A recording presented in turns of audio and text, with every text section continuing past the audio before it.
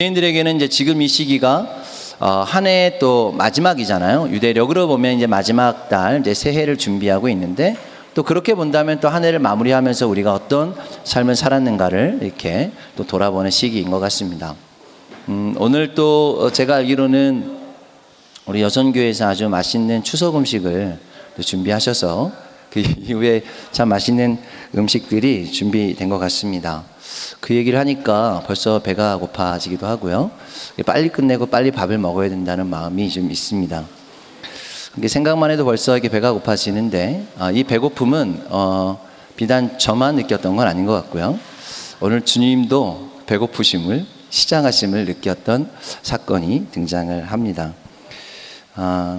사실 예수님께서는 육신을 가지셨기 때문에 당연히 더위도 느끼셨고 또 추위도 타셨고 또 배고픔도 느끼고, 그 안에 우리 인간이 느꼈던 모든 그런 감정적인 요소들을 갖고 계셨지요. 그럼에도 불구하고 또 주님의 그 하나님의 아들로서 이 땅에 또 사역과 마음으로 또 그것을 드러내셨던 분이 주님이시 됩니다. 그러나 이제 주님께서 모든 행하셨던 일들과 그 말과 한마디 한마디는 다 그 의미를 갖고 있죠. 오늘 이 지금 우리가 잘 알고 있는 무화과 나무를 마르게 하는 저주의 이 사건은, 어떤 사람들은 혹자는 주님이 아침에 나오셨는데 시장하셔서 홧김에 열매를 먹으려고 했으나 열매가 없기 때문에 홧김에 그냥 저주를 한 사건으로 이해할 수도 있다는 거죠. 이것이 비단 우리의 생각이 아니고 많은 이 중세시대 이후로 신약자들이 이런 고민들을 좀 했습니다. 우리가 의사이기도 했고 또 철학자이기도 하고 또 목사이기도 하고 또 신학자였던 우리 슈바이처 우리 박사 같은 경우도 그의 저서 가운데 Quest for Historical Jesus라고 하는 책에서 예수님이 좀 실성한 거 아니냐, 예수님의 이 배고픔 가운데 이 사건은 이해할 수 없는 예수님의 어떤 정신이 나갔던 사건이다라고 그의 저서 가운데 기록을 합니다. 이게 독일 출신이었던, 또 이 독일 출신이었는데 그 외에 이제 영국 출신이었던 또 이 수학자였던 러셀이라는 사람은 지금 이 비합리적이고 이 예수님의 이 행동은 성경의 어떤 것으로도 이해할 수 없는 궤변이었다라고도 표현을 하기도 합니다. 우리가 그렇게 이해할 수밖에 없는 게, 우리가 이 본문을 읽으면서 이것을 어떻게 우리가 주님의 행동과 주님의 이 말과 주님께서 제자들에게 이야기하신 것을 이해할 수 있는가라고 하는 고민을 갖게 되는 거죠. 여러분, 성경에 보면 예수님이 배고픔을 느낀 사건이 2번 등장을 합니다. 알고 있는 것처럼 이제 오늘 본문이고요. 마태복음 4장 2절에 보면 예수님께서 성령에 이끌려 광야로 들어가시게 되죠. 그리고 40일 동안 금식하시고, 그 금식하셨을 때 사단이 나타나서 예수님께 이제 시험을 하게 되죠. 너가 배고프냐? 그러면 이 앞에 보이는 이 광야의 수많은 돌들을, 너가 하나님의 아들이면 돌을 떡덩이로 되게 해서 너의 배고픔을 채워라, 이렇게 얘기를 하시죠. 그때 주님께서 이 돌을 떡으로 만들 만한 기적을 베푸실 수 없어서가 아니라, 주님의 그 배고픔의 의미는 내가 사람이 떡으로만 살 것이 아니라 하나님의 입에서 나오는 말씀으로 살아야 된다고, 그래서 이 실제적인 우리의 육적인 배고픔에 대한 고민을 하신 게 아니라 그 영적인 배고픔에 대해서 우리가 말씀으로 그 배고픔을 채워야 된다라고 사단을 그렇게 과감히 물리치셨던 사건이 등장하게 되는 거죠. 그래서 실제로 예수님께서도 이 배고픔, 굶주림, 주림에 대해서 이야기할 때 우리가 산상수훈의 마태복음 5장 6절 말씀에 보면 의에 줄이고 목마른 자가 복이 있다, 그리고 그들이 배부름을 얻을 것이다 라고 이야기를 합니다. 이 배부름은 다시 한번 표현하는 것처럼 뭔가 육적인 것을 먹어서 배부름이 아니라, 너희가 의를 향하여 굶주리고 배고파하느냐, 그러면 하나님의 말씀을 통해서 너희가 그것이 풍성하게 채워질 거라고 말씀하고 있는 것이죠. 그렇게 볼 때 이제 오늘 본문을 지금 주님께서 시장하셨다라고 지금 시작을 하고 있습니다. 이것은 아마도 이제 아침에 정말로 실제적인 육적인 배고픔을 주님께서 갖고 계셨을 수도 있어요. 그러나 지금 주님께서 굳이 이 성경 말씀에서 내가 배고팠다라고 하는 표현을 했을 때에는 그냥 단순히 아침이 먹지 않아서의 배고픔이 아니라, 지금 이스라엘 백성들과 제자들에게 나의 굶주림, 나의 갈망함에 대해서 너희들이 아직 깨닫지 못하는 것에 대해 그것을 상징적으로 그렇게 드러내고 있는 것이죠. 여러분, 지금 이 사건은 언제 일어난 것입니까? 유월절 사건, 이 십자가 사건이 바로 한 주 전에 일어난 사건이에요. 그리고 이제 이 이튿날이 되었으니 아마 우리의 시기적으로 월요일 정도에 지금 주님께서 지금 베다니 벳바기에 머물러 계시고 그 가운데 오늘 이 장면이 시작이 된 거죠. 여러분, 이 마태복음 21장에 나오는 이 말씀들을 쭉 처음부터 아직 안 읽었지만 처음부터 읽어보면 이 예수님의 한마디 한마디 또 한 행동들은 이것이 이 구약 시대에 일어난 예수님의 그 하나님을 향한 예언들이 그대로 지금 마지막 이 주님의 십자가 사건을 준비하면서 그 예언의 성취들을 이 구약 말씀을 통해서 그대로 드러내고 있습니다. 우리가 이제 마태복음 21장을 시작하면서 첫 번째로 나오는 사건이 뭐냐면 벳바게에 머물렀던 주님께서 한 번도 타지 않은 어린 나귀를 부르시죠. 그리고 난 다음에 그 나귀를 타고 예루살렘 성으로 입성하는 사건이 등장합니다. 이것은 우리가 잘 아는 것처럼 스가랴 말씀에 대한 예언의 성취를 이야기를 합니다. 스가랴에서 9장 9절 말씀에 시온에 따라 크게 기뻐할지어다, 예루살렘에 따라 즐거이 부를지어다. 보라, 내 왕이 내게 임하시나니 그는 공의로우시며 구원을 베푸시며 겸손하여서 나귀를 타시고 나귀의 작은 것 곧 나귀 새끼니라. 이 지금 말씀의 이 예언을 주님께서 지금 마태복음 21장 지금 마지막 때 그것을 준비하면서 예언에 대한 성취로 그렇게 이야기를 하고 있습니다. 그리고 난 다음에 바로 들어가셔서 성전에 들어가셔서 하셨던 사건이 뭐냐면 성전에 장사하는 자들, 돈을 바꾸는 자들, 비둘기를 파는 자들을 들어 엎으셔서 내 집은 기도하는 집이다, 만민의 기도하는 집이라고 그렇게 과감하게 다시 한번 자기의 집에 대한 이야기를 하게 되는 거죠. 이것도 동일하게 이사야서 56장 7절 말씀이 바로 그대로 예언의 주님의 말씀으로 성취되는 장면이 됩니다. 그래서 내 집은 만민의 기도하는 집이라고 하는 이사야를 통해서 바로 이 성전이 그렇게 회복되어질 것을 지금 주님께서 다시 한번 이 이야기를 하고 계시는 거죠. 그리고 난 다음에 이제 이 말씀을 마치시고 다시금 이제 올라오셨다가 다시 이 성전 안에 들어가셨는데 그때에 이 대제사장들과 서기관들이 주님을 따라오는 거예요. 그러면서 계속 신랄하게 비판을 합니다. 그때에 사실은 이 감람산에서 나귀를 타고 들어갔을 때는요, 많은 사람들이 따랐다라고 이야기를 해요. 그러면서 호산나 호산나 다윗의 자손이여 어서 오시옵소서라고 겉옷을 벗어서 아니면 종려나무 가지를 흔들었는데, 여러분 성전 안에 들어왔을 때 본문에 보면 어린아이들만 남아 있습니다. 어른들은 다 흩어져 버렸어요. 이유를 정확하게 이야기하고 있지 않지만 어린아이들이 지금 뭐라고 이야기를 하냐면 계속적으로 소리를 내면서 호산나 호산나 다윗의 자손이여 라고 외치고 있다는 거죠. 그때 이 대제사장들과 이 서기관들이 저 어린아이들 꾸짖으면서 조용히 하라고 그렇게 지금 예수님과 더불어 비판을 하게 됩니다. 그때 주님께 다시 한번 이 시편의 말씀을 들어서 이 어린아이의 입술과 젖먹이들의 입으로 나오는 찬미가 온전케 될 것이다 라고 이야기를 하시는 거죠.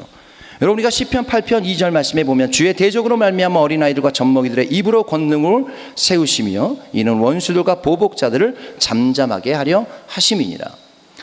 지금 오늘 본문 이전까지 이 마태복음 21장에 나오는 주님의 사건들을 보면 다 이것이 예수님의 의도적인 이 구약 성경의 수많은 예언들이 그대로 지금 이때에 성취되도록 주님이 그것을 의도적으로 그렇게 행하고 계셨다는 거죠. 오늘 특별히 우리 아이들이 이렇게 나와서 또 찬양과 또 율동과 또 함께 더불어서 우리의 명절을 보내는 이것이 주님의 그 마지막 때에 성전에 남을 자가 누구냐? 처음에 시작은 그렇게 다 시작할 수 있죠. 어린아이들과 함께, 부모들도 함께, 어른들도 함께 시작할 수 있지만 결국은 성전 안에서 호산나 호산나 다윗의 자손을 외쳤던 자들은 사실은 어린아이들의 입술이 가장 강력하게 그렇게 사용되고 있다는 거죠. 그래서 이 아이들이 이해하고 이해하지 않던다 할지라도 그들의 입술 가운데 오늘 정말 아까 기합하는 거 보니까 우리 흰띠 아이들이 제일 열심히 하더라고요. 태권도는 올 때 흰띠 때 제일 군기가 제일 기합이 크게 되는데 그런 아이들의 이 입술, 젖먹이의 이 입술을 들어서 시편 말씀에도 그 사단을 잠잠케 하는 일들을 어린아이들의 입술로 사용하고 있다는 것입니다. 여러분, 그렇게 본다면 그 이후에 오늘 본문이 등장을 합니다. 어떤 사람들은 이것이 실제적으로 주님이 하셨다기보다는 비유의 말씀 아니냐, 또 후대에 이게 첨가된 이야기다라고도 이야기를 합니다. 그런 것들을 다 떠나서 분명히 이것이 첨가되었든 실제로 주님이 이것을 의도적으로 하셨던 간에 지금 이 본문이 오늘 마태복음 21장에서 계속적으로 나오면서 그렇다면 여기에 왜 주님이 굳이 이 조금 우리한테 이해할 수 없는 저주의 사건을 왜 이곳에 기록하셨냐라고 하는 것이죠. 여러분, 그것을 좀 이해하기 위해서 우리가 알고 있는 이제 중동의 무화과를 좀 이해하면 좋겠는데요. 최근에 무화과가 참 많이 나왔어요. 요즘 슈퍼에 가보면 무화과 아주 맛있는 무화과 나오는데, 근데 이스라엘에서는요, 무화과를 이렇게 재배는 하는데, 그 여리고라든가 이런 데 가보면 무화과를 말린 걸 팔잖아요. 근데 이스라엘에서는 이 말린 거를 잘 팔진 않아요. 왜냐하면 기술 자체가 그만큼 노동력이나 만들 만한 이런 양이 되진 않는데요. 그래서 보통 우리가 여리고에서도 많은 순례객들이 와서 대추야자랑 무화과를 많이 사가시거든요. 근데 대추야자는 이스라엘께 맞는데 무화과는 대부분 다 터키에서 들어오는 거를 이스라엘에서 열심히 팔고 있습니다. 그러나 어쨌든 이스라엘 땅에 이 무화과가 굉장히 풍성하게 있었던 거죠. 근데 이 무화과는 실제적으로 2번의 열매가 열리잖아요. 그래서 보통 3월에서 4월 달에 첫 번째 아주 작은 열매가 잎사귀와 더불어 열립니다. 근데 그것은 실제로 우리가 먹는 무화과가 아니고, 그것이 좀 더 제가 그걸 따주거나 그거를 이제 먹기에는 뭐 맛있진 않지만 그래도 어느 정도 당도를 갖고 있는 이것이 자라다가 떨어지면, 그때 이제 6월에서 7월 정도에 진짜 우리가 알고 있는 2번째 시산 열매가 이 풍성한 가지와 더불어 열리기 시작을 하는 거죠. 자, 여러분, 그러면 지금 우리 예수님께서 지금 6월절이니까 대략 한 6월, 유대력으로 보면 한 4월 정도로 우리가 예상을 해볼 수 있을 텐데, 지금 그러면 이 시기는 2번째 진짜 무화과가 열리는 시기는 아니고, 아마 첫 번째에 조그마한 무화과 열매가 열려서 떨어지는 그 열매가 열리는 시기였을 겁니다. 근데 오늘 성경에 보면 사실은 이제 마태복음과 오늘 마가복음에서 동일한 이 두 개의 사건이 동일하게 나오는데 약간 다르게 쓰여 있긴 하지만 이 사건이 기록되어 있습니다. 근데 마가복음에 보면 그때는 아직 때가 아니었다라고 이야기를 합니다. 그러니까 많은 사람들이 아니 왜 때도 아닌데, 이 무화과 열매가 아직 열릴 때도 아닌데 주님은 굳이 왜 거기를 찾아가셔서 열매를 먹으려고 하셨고, 없는 상황 가운데 왜 그걸 저주하셔서 영원히 뿌리채까지 말려버리는 그런 저주를 하셨는가라고 이야기를 할 수 있지만, 이 무화과의 이 성향을 보면 지금 이 시기는 첫 번째 열리는 아직 무르익지 않은 열매가 열리는 시기에 주님은 그것을 원하셨는데, 그런데 그 때가 되지 않았다라고 하는 그 의미는 실제로 그게 떨어지고 이제 진짜 열매가 열리기 전에 그 때가 되지 않았다라고 지금 이야기를 하게 됩니다. 여러분, 이사야 28장 4절에 보면 이 첫 번째 열리는 이 무화과에 대해서 이렇게 표현을 합니다. 그 기름진 골짜기 꼭대기에 있는 그의 여호와의 쇠잔에 가는 꽃이 여름 전에 처음 익은 무화과와 같으니 보는 자가 그것을 보고 얼른 따서 먹으리로다. 오늘 여기에 보면 여름이 되기 전에 처음 익은 무화과와 같다라고 이야기를 하죠. 그러니까 이게 원래 진짜 무화과 열매가 열리기 전에, 여름이 되기 전에 열리는 첫 번째 무화과. 그래서 여러분, 이 무화과를 이야기할 때 무화과를 상징하는 히브리어 두 단어가 있습니다. 하나는 테헤나라는 단어가 있고, 또 하나는 파게라고 하는 단어가 있어요. 이 파가라는 단어가 뭐냐면 첫 번째 열매를 가리켜서 이야기를 하고, 두 번째 실제적으로 열리는 무화과 열매를 가리켜서 테나라는 단어를 쓰죠. 여러분, 이 파게라는 단어가 성경에 딱 한 번 나와요. 한 번 나오는데 이게 어디에서 나오냐면 아가서 2장 13절에 나옵니다. 무화과 나무에는 푸른 열매가 익었고 포도나무는 꽃을 피워 향기를 토하는구나. 나의 사랑, 나의 어여쁜 자야, 일어나 함께 가자. 우리 아가서의 가장 핵심, 사랑하는 자와 함께 가기를 원하는 그 솔로몬의 그 마음을 표현할 때 그 사랑하는 자들을 향해서 포도나무와 무화과 나무로 표현하고 있다는 거죠. 근데 그때 무화과 나무에서 푸른 열매가 익었다라고 할 때에 무화과 나무는 태나고 이 푸른 열매는 바로 파가라는 동사, 이 단어로 지금 사용을 합니다. 그러니까 지금 오늘 이 무화과 나무의 때가 되어서 첫 번째 열매가 지금 열렸다 라고 지금 이것을 그 사랑에 대해서 표현을 하고 있습니다. 그 순서적으로 보면 파게가 먼저 있어야 되고 그리고 테나가 있어야 되는 거죠.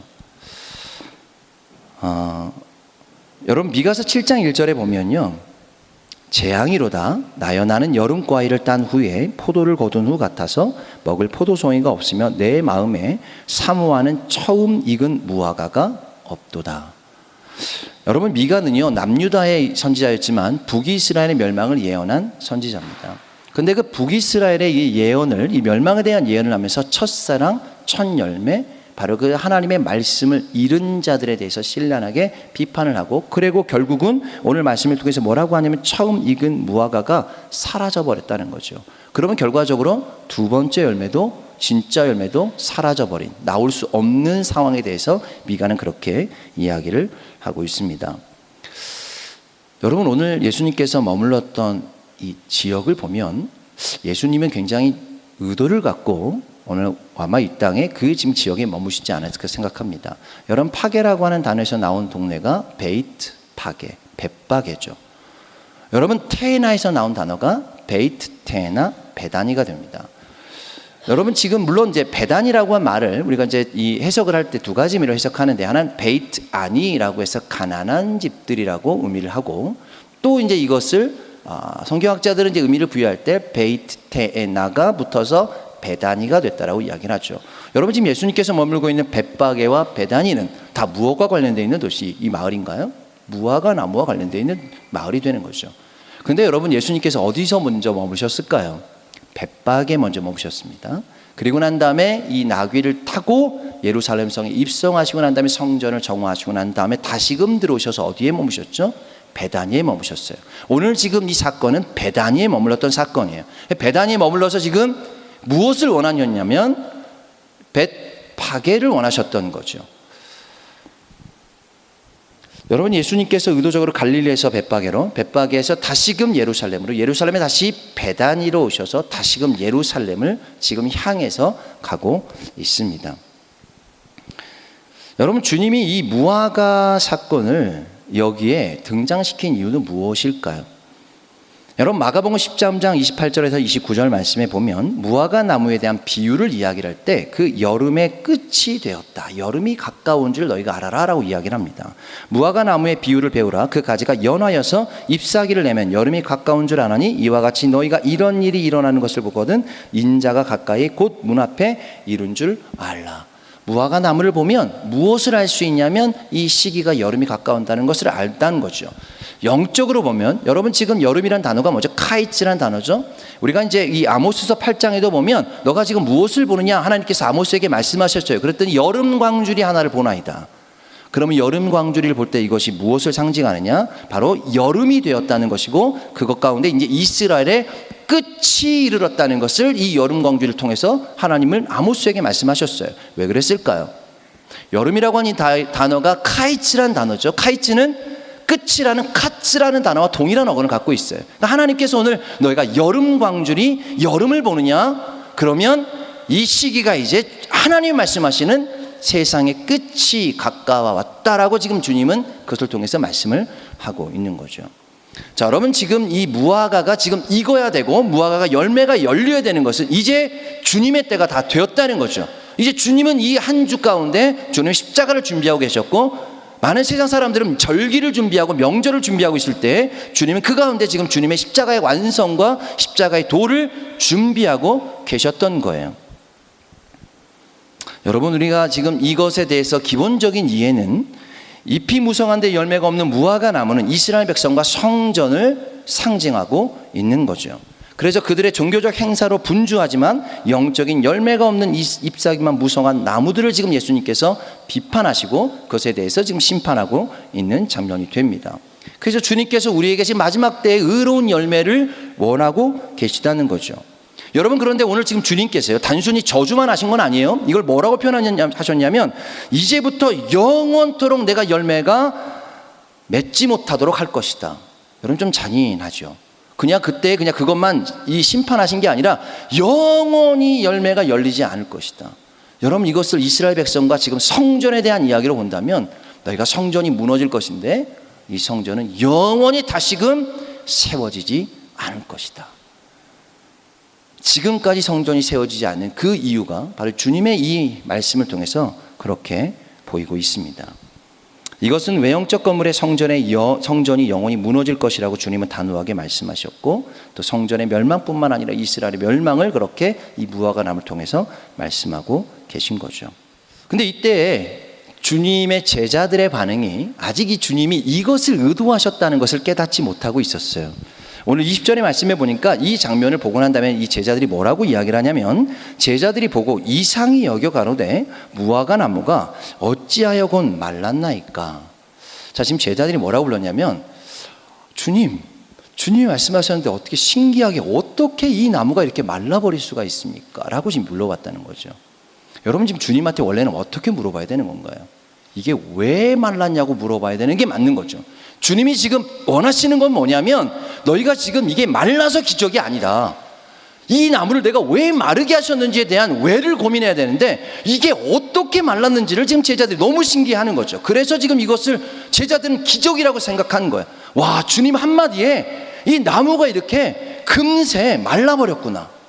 제자들은 뭔가 핀트가 좀 다르게 생각하고 있었습니다.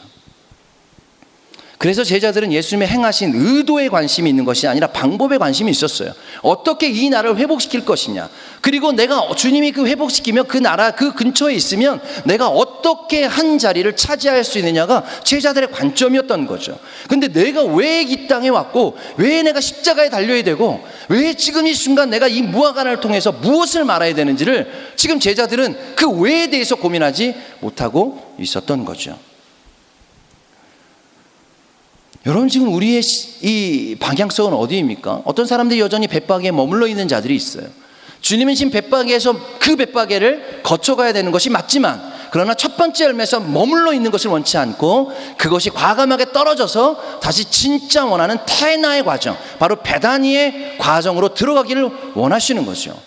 오늘 우리가 설교 제목을 제가 무화과 나무 그리고 가로 열고 벳바게에서 베다니로, 여러분, 베다니도 너무나 중요한 것이고 벳바게도 너무나 중요한 것이에요. 근데 주님께서 오늘 의도적으로 갈릴리에서 이방의 사람들을 불러서 하나님의 제자들을 삼으시고, 그리고 다시 한번 예루살렘 땅에 와서, 여러분 지금 지정학적으로 보면, 여러분 지금 이 광야를 올라올 때 첫 번째로 이 감람산 뒤쪽으로 있는 곳이 베다니, 그리고 올라와서 벳바게, 그리고 베다니가 있고 그 다음에 예루살렘이 있는 거예요. 그러니까 예루살렘으로 들어오는 이 순차적 여정에 보면 벳바게를 지나 베다니를 지나 예루살렘으로 들어와야 되는 것이죠. 이게 단순히 지정학적으로 이야기하는 것처럼 오늘 주님께서 말씀하신 이 무화과 사건은 바로 이 파괴에서부터 이 테나로 지나가고, 그리고 그것이 마지막 때에 하나님의 이 나라가 완성되는 과정에 너희가 이 과정들을 지나가야 된다.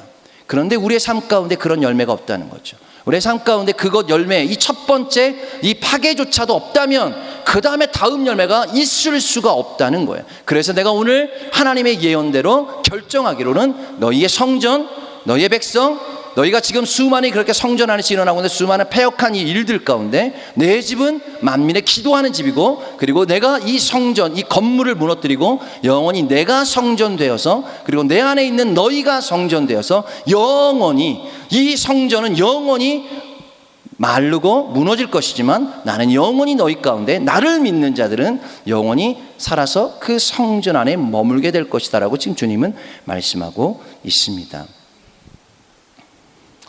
여러분, 예수님께서 기적 사건 가운데 유일하게 저주하신 사건이에요.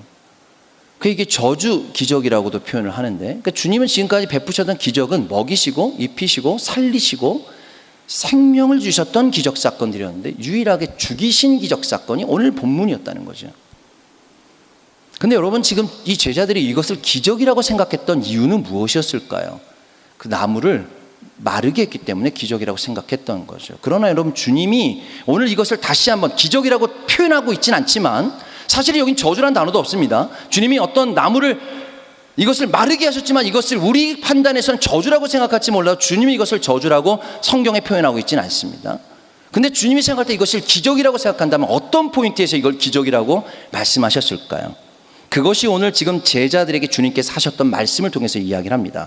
21절 22절 말씀에 보면 예수께서 대답하되 이르시되 내가 진실로 너에게 이르노니 만일 너희가 믿음이 있고 의심하지 아니하면 이 무화과 나무에게 된 이런 일만 할 뿐 아니라 이 산더러 들려 바다에 던지리라 하여도 될 것이요 너희가 기도할 때 무엇이든지 믿고 구하는 것은 다 받으리라 하시리라. 앞으로 너희가 기적을 볼 거라는 거죠. 여러분, 그 기적이 뭘까요? 오늘 여기서 너희가 믿음이 있고 의심치 않으면 이 산을 들어서 저 바다로 던지워질 것이다. 여러분 이 산이 어떤 산이에요? 지금 감람산이죠. 지금 주님이 이제 감람산에 계셨잖아요. 그리고 저 바다는 어떤 바다입니까? 감람산에서 보이는 바다가 사해바다겠죠. 뭐 지중해 바다도 있을 수도 있는데 그 지중해 바다 안 보이니까 지금 이 산을 들어서 저 바다로 던지게 될 것이다라고 이야기한다면 여러분 지금 감람산에서 감람산을 이야기한 거예요. 그리고 지금 저 밑에 보이는 저 사해바다를 향해서 이 감람산을 들어서 저 사해바다에 던져버릴 것이다. 여러분 그렇게 된다면 어떤 일이 일어날까요? 생각해 보셨어요? 유대광야가 평평해지는 거죠. 산이 깎이고 저 깊은 바다의 깊이가 그것으로 메워질 것입니다. 여러분 이게 기적 아닙니까? 주님 말씀하신 놀라운 기적 아닙니까? 여러분 이 말씀은 무엇에 대한 예언의 성취입니까? 여러분 누가복음 3장 4절에서 6절 말씀에 선지자 이사야 책에 기록한 바 광야에 외치는 자의 소리가 있어 이는 너희는 주의 길을 준비하라 주의 오시는 길을 곧게 하라 모든 골짜기가 메워지고 모든 산과 작은 산이 낮아지고 굽은 것이 곧아지고 험한 길이 평탄하게 될 것이요 모든 족제가 하나님의 구원하심을 보리라 함과 같으니라. 여러분 이 말씀이 지금 오늘 이 말씀을 통해서 주님이 의도하셨던 기적의 사건이에요. 유대 광야가 평평하게 된다는 거죠. 아마 이 땅에 놀라운 지각 변동이 일어날 거라고 지금 주님은 얘기합니다. 이게 실제로 일어날 수도 있고 아니면 영적인 지각 변동을 통해서 있었던 것이 사라지고 사라져 깊이 움푹 파져 있는 것들이 평평하게 되어지는 놀라운 지각 변동이 너희가 믿음이 있고 의심치 아니하면 벌어질 일들이다. 이 한 나무가 지금 한마디에 썩어서 지금 말라버린 사건으로 지금 주님이 기적이라고 이야기하지 않으시고 바로 오늘 이 말씀을 통해 그것을 지금 선포하고 있다는 거죠. 제가 생각할 때 요즘에 전 세계적으로 지각 변동이 좀 일어나고 있는 것 같아요. 그게 뭐냐면 이 요즘에 표현하고 있는 이 지정학적인 표현들이 좀 달라졌어요. 옛날에는 중동, 유럽, 아시아, 동북아시아, 동남아시아 이런 표현들 많이 쓰잖아요. 근데 여러분 지금 이 시대에 가장 많이 쓰고 있는 표현들이 어떤 표현인지 아세요? 유라시아라는 표현입니다. 많이 들어보셨죠? 유럽과 아시아를 연결한 단어예요. 요즘에 선교학적으로나 많은 글은 예배하거나 아니면 지금 이스라엘 땅을 바라볼 때 그 이스라엘에서 이야기하는 많은 단어들 가운데 그것을 포함하는 한 단어가 유라시아라는 단어예요. 유럽과 아시아가 하나가 됐다는 거죠. 옛날에는 그것을 분리해서 따로따로 봤는데 산이었던 것이 바다로, 바다였던 것이 산으로, 그래서 지금은 이 유라시아라고 하는 이 이야기를 많이 하고 있는 거죠. 여러분 지금 유라시아 지역을 이야기를 할 때 여러분 유라시아가 전 세계에서 가장 많은 선교사들이 모여 있는 곳입니다. 특별히 우리 한국 선교사님들 지금 3만 명 이상이 되는데 그중 가운데 여러분 전 세계에서 유라시아 지역에 가장 선교사님들이 많이 집중되어 있는 곳입니다. 여러분 건 유럽과 아시아의 중앙에 그걸 연결하는 중앙이 어디일까요? 이스라엘 땅이죠. 여러분 이스라엘을 이해한다는 것 지금 단순히 중동의 연합, 중동의 어떤 이 하나님의 역사의 것을 확장되어서 지금은 유라시아를 이야기를 하게 됐다는 거죠. 여러분 그것에 대해서 이미 많은 사람들은요 그거를 종교적으로 해석하지 않아도 경제적으로도 이미 그것을 고민을 엄청나게 오래 했습니다. 그래서 요즘에 한국에서 젊은 친구들이요 크리스찬도 아닌 사람들이 뭘 제일 많이 하는지 아세요? 여행을? 러시아 횡단 열차 엄청 타고 갑니다. 그래서 요즘에 우리 블라디보스톡으로 가서 블라디보스톡에서 기차 타고 러시아를 지나가지고 횡단을 하잖아요. 저도 아직 못 타봤는데 꼭 타보고 싶어요. 그래서 한번 나중에 같이 한번 갔으면 너무 좋을 것 같은데. 근데 이 횡단 열차를 타신 분들이 하는 얘기가 어떤 얘기를 하냐면 횡단 열차를 타면요, 시간이 똑같이 간대요. 그러니까 우리는 어떤 나라를 가면 계속 시차가 바뀌어야 되잖아요. 근데 이 시차가 바뀌지 않고 해가 똑같이 간다는 거예요, 이렇게. 그래서 하루 종일 아침을 경험한대요. 이게 가는 기차 이 시간하고 해가 넘어가는 시간하고 똑같아가지고 그래서 사람이 이제 바이오리듬이 깨지는 거예요. 아마 이것이 그 여호수아 10장에 나오는 해와 달이 머물렀던 사건과 동일한 게 아닌가. 그때는 달과 해를 머물러서 그 역사, 기적을 보여주셨다면 지금은 세상이 발달되어서 해를 쫓아가는 역사를 그래서 지지 않는 걸 보는 그거를 우리는 보고 살아가는 거죠. 여러분 이 시대가 그렇게 하나님의 나라가 확장되었습니다. 하나님이 하실 이 믿음만 있다면 지금은 그것을 실제로 보는 시대가 되었다는 것이죠. 여러분 그 유라시아의 끝과 시작과 끝이 어디일까요? 시작은 한국 땅입니다. 그래서 여러분, 우리가 너무나 잘 알고 있는 통일의 가장 소망이 되어진 바로 그 철도가 연결되는 것. 여러분, 아직 철도가 연결되어 있지 않아서 유라시아 횡단 열차가 원래는 한국에서부터 시작이 돼야 되는데 그렇게 시작되지 못하고 있는 안타까움들이 있는 거죠. 그 예전의 역사를 이해하는 사람들이 이런 얘기를 했대요. 16세기를 기준으로 해서 16세기 이전은 땅을 지배하는 자가 전 세계를 지배했고 16세기 이후가 됐을 때는 바다를 지배하는 자가 전 세계를 지배했다. 그런데 지금은 바다와 땅을 지배하는 자가 전 세계를 지배하게 된다. 여러분, 그 땅과 이 바다를 지금 뚫고 있는 게 바로 횡단열차이자 아시안 하이웨이잖아요. 그 횡단열차뿐만 아니라 아시안 하이웨이의 시작이 바로 한국 땅에서부터 시작이 된다는 거죠. 이것은 한국 사람들에 대해, 우리가 한국 사람이어서가 아니라 지정학적으로 하나님께서 지금 진동케 하시고 그 진동을 통해서 하나님의 지금 복음의 역사가 그렇게 흘러가도록 하셨는데, 그것에 지금 우리가 지구 반대편이 이스라엘 땅에 살고 있지만 지구 반대편의 한국 땅을 통해서 지금 유라시아가 하나 안에 들어와 버린 거죠. 옛날 사람들은 그것을 볼 수 없었어요. 영적으로만 이해했던 것을 지금은 실제적으로 그것을 우리가 땅을 밟고 보고 있다는 거죠. 우리 지금 예수전자 팀들도 그런 마음으로 하나님께 다음 세대들을 이끌고 그렇게 성전 안에 들어와서 호산나 호산나, 오늘 찬양에도 그런 표현을 썼었는데 호산나 다윗의 자손이라고 그렇게 외치는 그런 하나님의 발걸음을 지금 가고 있는 것이죠. 우리가 살아가는 주님의 이 카이로스에는 어떻게 이런 일이 되었는지보다 왜 주님이 이때 나를 여기 있게 하시고 왜 나에게 이 일을 하게 하시는지에 대한 포커스가 필요합니다. 지금은 어떻게 수준을 넘어섰다는 거죠. 왜 하나님께서 지구 반대편까지 우리가 영적인 소통들을 하고 살아갈 수밖에 없는지를 지금은 말씀을 하고 있습니다. 그래서 여러분, 우리가 한국 사람으로서 이스라엘 땅에 살고 있다는 건 하나님께서 지금 산을 들어서 바로 그 바다에 던지는 실제적인 영적인 진동들이 그렇게 일어나고 그것을 우리가 보고 살아가게 됩니다. 여러분, 만약에 감람산이 들어서 저기 사해바다로 건너지게 되면 어떤 일이 또 하나 일어날까요? 감람산에 주님이 오신다라고 이야기하는 것이 무색하게 될 겁니다. 감람산이 없어질 거거든요. 희석이 되고 다 흩어져서 어디가 감람산인지 중요하지 않게 됩니다. 물론 주님께서 감람산에 오실 수도 있고 주님께서 온 열방 가운데 동일하게 우리의 시차와 우리의 시간을 초월한 하나님의 역사가 주님은 그렇게 이 땅에 오실 것입니다. 주님, 이제는 우리가 벳박에 머물지 말고 베다니로 옮겨져야 됩니다. 첫 익지 않은 열매에서 풍성한 열매를 맺기를 원하십니다. 그리고 그곳에서 주의 길을 예배하기 위해서 유대 광야로 나아가기를 원하십니다. 이 땅은 모든 것이 하나 되어 평탄케 되는 연합이 되는 기적을 누리는 곳입니다. 그래서 연합은요, 사람만 연합이 되는 것이 아니라 땅도 연합한다라고 이야기를 하죠. 하나님은 사람의 연합 이전에 땅을 들어서 흐트러버리고 그 안에 모든 흙과 물과 모든 것이 하나님 앞에서 다 연합된다라고 오늘 지금 그렇게 이야기를 하고 있습니다. 그 연합된 현장에서 연합된 사람들이 함께 예배하는 것, 이것이 바로 우리의 그 열매가 그 안에서 일어나게 될 것입니다. 마지막으로 우리 에베소서 5장 8절에서 11절 말씀해 보면 너희가 전에 어두움이더니 이제는 주 안에서 빛이라 빛의 자녀들처럼 행하라. 빛의 열매는 모든 착함과 의로움과 진실함에 있느니라. 주께 기쁘시게 할 것이 무엇인가 시험하여 보라. 너희는 열매 없는 어두움의 일에 참여하지 말고 도리어 책망하라. 오늘 우리 안에 어떤 열매를 맺고 있습니까? 우리의 열매에는요, 단순하게 그냥 어느 날 갑자기 탁 열매가 열릴 수가 없어요. 열매가 열리기 위한 우리 안에 많은 작은 일부터 시작해야 되는 헌신과 사랑과 그 도전과 그런 우리의 포기가 필요하다는 거죠.